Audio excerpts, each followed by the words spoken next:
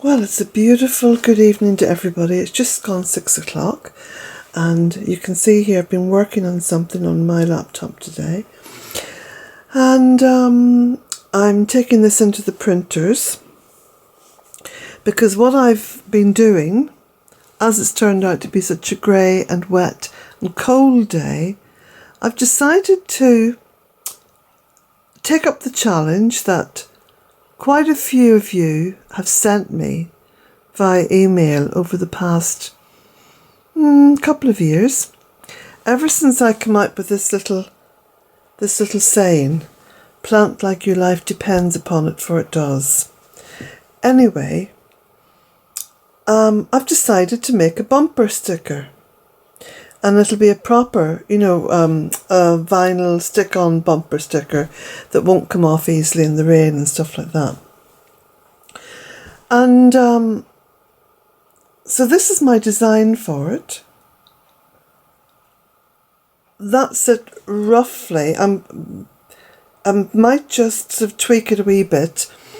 When I've finished with the design properly, I'm going to put it up on the website once I get it into the printers and I get a cost for having these printed, because they can be a bit pricey, because I don't want to be putting them up on Amazon and all the rest of it. It's just with my local printers in town. So I thought I'd just get a few hundred of them printed and see how they go. And because this really is what it's all about. This is the message that I've been,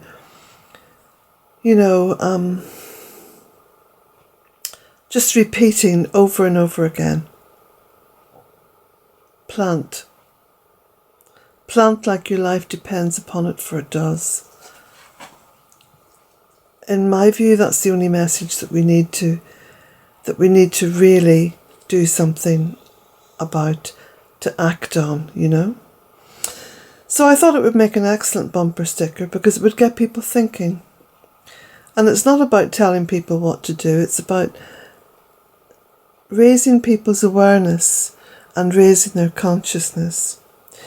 So if you're interested in this sticker, leave a little comment below and let me know. I'd be very interested to know what kind of numbers I'm looking at, because I'm only going to get a couple of hundred of them printed.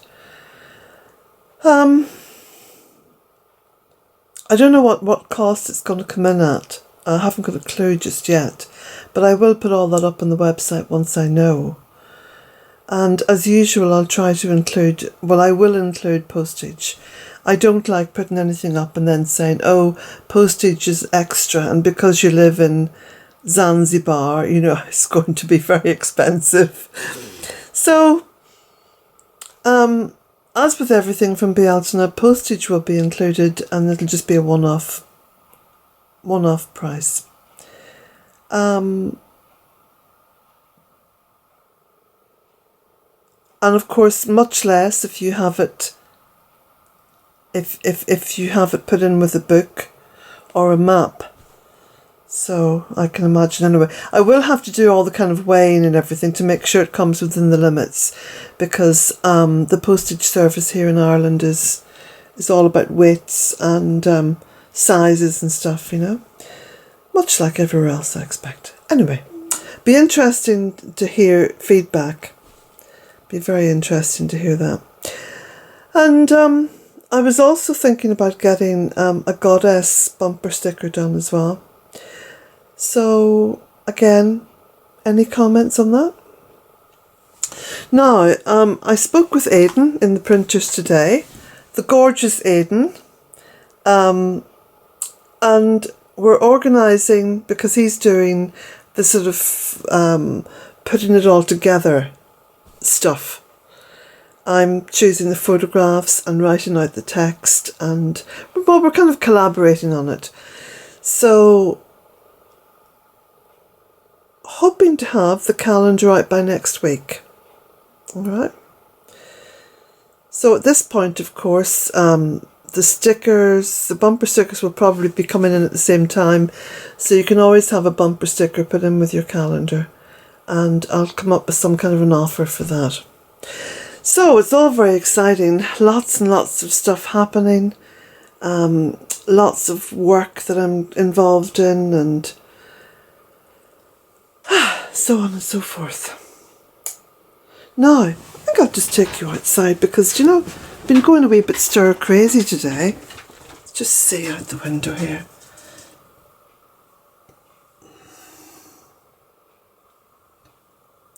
It's very grey.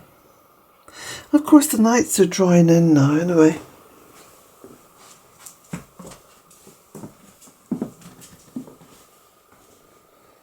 Jack says, oh, are you going to open the door? Are we going to go out? Yes, Jack, we are. I still haven't fixed my door, so it's still not closing, but I do have a couple of bolts on it, so I keep it bolted. So the rain has been falling. Now, a little bit of innovation here on my water barrel, because you know the water barrel here just fills up to a certain height, and then of course what happens is it just overflows. So I've moved all the buckets from here because coming into the wetter part of the year, I don't really want a lot of water gathering around the back of the cottage. So I got this old Hoover hose, just a little bit of junk I had lying in the barn, and I've attached it onto the little outlet pipe there and put it down along here. It just comes to this point, which has got a slight slope coming away from it, so it's going to be running off down that way and down into the woodland, because as you know, everything here is on a slope. So that's in place now for the autumn and winter, which will be great because that will mean that around here will be kept dry. The birds have gone into a bit of a feeding frenzy, so I need to fill up the containers with food. They've also, the cheeky chappies, some of the cheeky chappies have been coming in here and deciding to have a little nibble on the grapes, because I've got some nice black grapes coming on here. But anyway, I don't mind sharing. Very happy to share, very happy to have any harvest, so very happy to share. I still have to move that big tree thing there, look, you know. It's very heavy. Now I thought to myself that I might just invest in one of those, what are they called, the little two-wheel trucks. Oh, there is a name for them, I know. You know, just for moving heavy stuff about. So I did have one of them years ago, but it was quite a cheap one and it rusted and, you know, began to snap. So if I do get one, I'll try and get a fairly decent one that isn't going to be given up on me, because I think now I've got to the stage where things have got so big in the garden, like even, you know, pots of plants. I really do need to have something that will be easy to shift them around on, because my back was a wee bit sore after I took that big yolk out of the pot and moved the pot. But a hot water bottle sorted it out.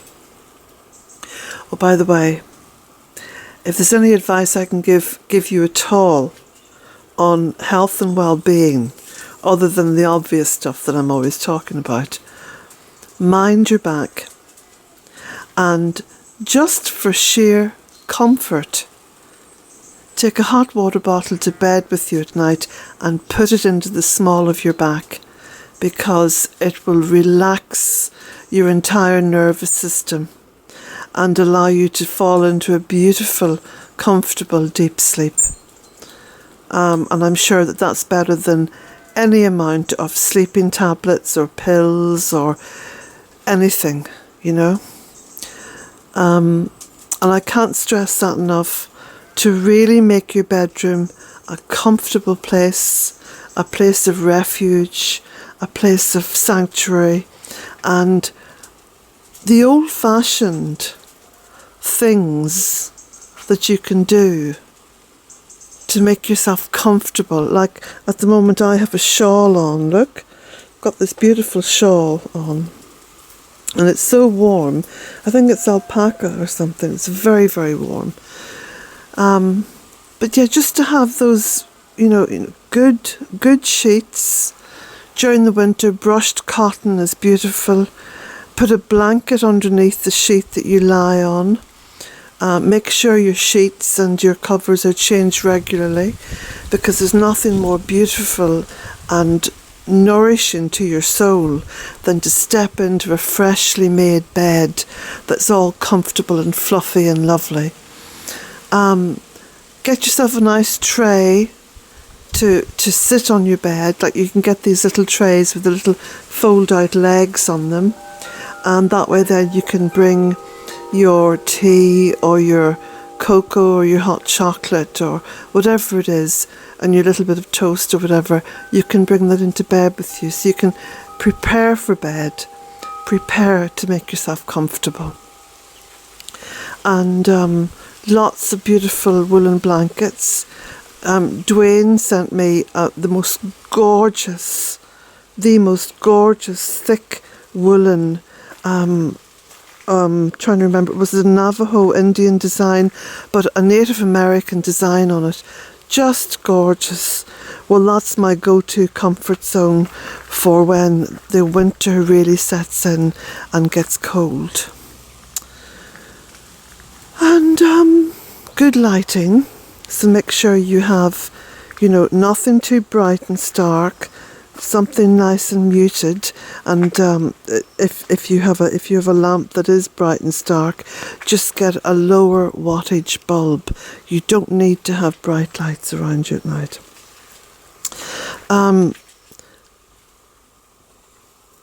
Personally, I love to listen to a podcast, or I listen to the radio, or sometimes if there's a nice YouTube video about history or something that I'm interested in, I'll put that on, then I can listen. I don't watch anything in bed, because I don't want my senses to be, activated again. I want to sort of relax. And so yeah, there's all these different little bits and pieces of comfort. Lavender oil, a little bit of lavender oil underneath your pillow. I know that lemon balm, sometimes a little bit of rosemary or sage or thyme, little herbs that you can just, break a little stem off and pop it inside your pillow. That's gorgeous as well. Of course, for me, Jack comes into the bedroom at night, because all the doors are always open. He can come and go wherever he likes, but he likes to come right up to the head of the bed and snuggle down on the floor between the bed and the wooden panelling, so it's very warm and snug there for him. And of course, a good heavy blind in your bedroom. Never leave your curtains drawn back, because as far as feng shui goes, your consciousness, your subconsciousness will be aware of open spaces where things can look in or get in. It's a very subconscious thing which can break up your comfort zone. So I'm saying all these things because this is what's going through my head at the moment. I had a look at my hot water bottle last night when I was filling it, and I turned out a little bit of the water because I'd filled it too much, and the water looked a bit pink, and my water bottle is like dark pink. So I thought, oh, the rubber is starting to deteriorate. This is a good time now, at the beginning of the dark nights ahead, to look for a new hot water bottle. So that's something I shall do. So yeah, I think that from Samhain through to Imbolc, I think that your bedroom has got to be the most cherished place in your home. I know people say, oh, your sitting room, where you sit and watch television. I don't think it's good to stay up late during the dark nights. I think it's go to bed as early as you can, and then get up as early as you can, so you make the most of the day. So,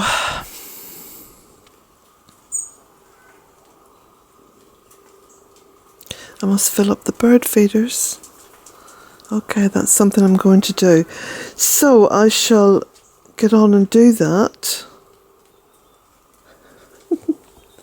Now, you've already been out for a big walk today, Jack, and you knew that. We went for a fine walk in the sunshine. Yes, the sunshine this morning. So I've still got some nice, in fact I've got a lot. I've got a lot of tomatoes which are beginning to colour up beautifully. Look at that. It's a fabulous little display. And I'm going to be taking these little cucumbers off to juice, because I'm still on my juice, which is wonderful, and I think giving me a real edge as far as energy is concerned, you know. So, still got some nice sweet peas coming out here, which are lovely. Beautiful, beautiful colours.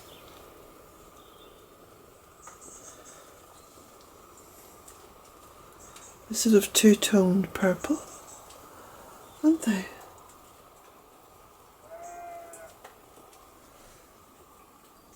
Sort of a lilac-y one up there. And of course the geraniums, which are now in a very sheltered spot here behind the bench, they could possibly keep flowering for an awful lot of the winter. If we get a very heavy frost, that can set them back a bit. But sometimes it's worth leaving them out in a very sheltered area like this over the winter. You know, the nights are really drawing in.